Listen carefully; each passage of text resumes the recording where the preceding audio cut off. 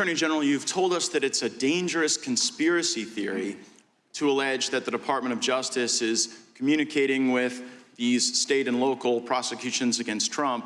You can clear it all up for us right now. Will the Department of Justice provide to the committee all documents, all correspondence between the department and Alvin Bragg's office and Fonnie Willis's office and Letitia James's office? The offices you're referring to are independent offices of state. I get that. The question is whether or not you will provide all of your documents and correspondence. That's the question. I don't need a history lesson. Well, I'm going to say again, we do not control those offices. They make their own decisions. The question is whether you communicate with them, not whether you control them. Do you communicate with them, and will you provide those communications? If you make a request, we'll refer it to our Office of Legislative Affairs. But see, here's the thing. You come in here and you lodge this attack that it's a conspiracy theory that there is coordinated lawfare against Trump. And then when we say, fine, just give us the documents, give us the correspondence, and then if it's a conspiracy theory, that will be evident. But when you say, well, we'll take your request, and then we'll sort of work it through the DOJ's accommodation process, then you're actually advancing the very dangerous conspiracy theory that you're concerned about. Now, you were a judge, once nominated the highest court in our country. When you were a judge, I'm just curious, did you ever make political donations to partisan candidates? No. No, and you didn't because that would create the potential appearance of impropriety. I didn't because there's a federal rule barring federal judges from making contributions. Right, but under that same theory of attacks on the judicial process, like, shouldn't someone be owed like a jury of their peers and a judge that's non-biased rather than getting a judge from your political opponent's donor file? I'm well aware that you're not asking a hypothetical. You're asking me to comment on a jury verdict in another jurisdiction which has to be respected. I won't comment on it. That case is still ongoing. The defendant Mr. Attorney General, I hadn't asked you about the verdict yet. We were getting there. I was talking about the judge. And so let me ask you this question about your time as a judge.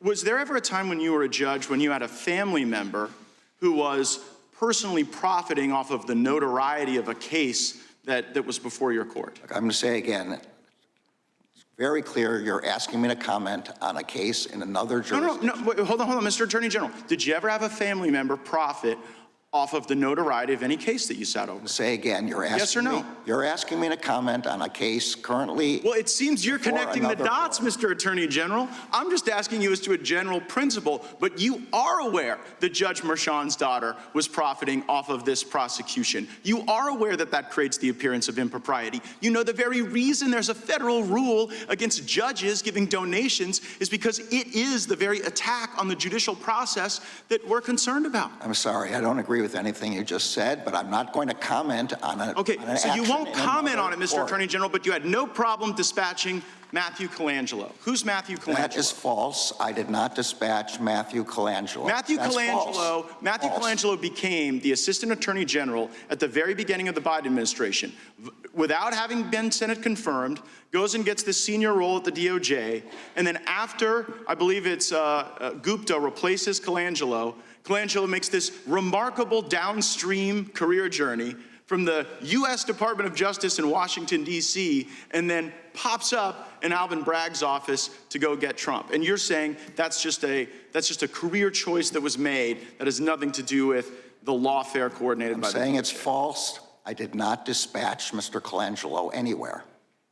Well, do you know how he ended up there? I assume he applied for a job there and got the job. But see, you know what? I can tell you I had nothing to do with it. Well, you might not have had anything to do with it, but we've got this contemporaneous evidence in Mr. Pomerantz's book. So Pomerantz writes this book, which I'm sure you're aware of, where he says, we put together the legal eagles to get Trump. We got all these folks together and we assembled them for that purpose. And so when we on the Judiciary Committee think about attacks on the judicial process, our concern is that the facts and the law aren't being followed. A target is acquired, here, Trump, and then you assemble the legal talent from DOJ, Mr. Pomerantz, and you bring everybody in to get him. And meanwhile, the judge is making money on it. The judge is making money on it, or the judge's family is making money on it for stuff that you yourself wouldn't do. You know, no one's gonna buy this, no one's gonna believe it, it's gonna create great disruption, and I am saddened by it because like you, I have given my life to the law. I care deeply about the law, and I think that the lawfare we've seen against President Trump will do great damage well beyond our time in public service. I see my time's expired, I yield back.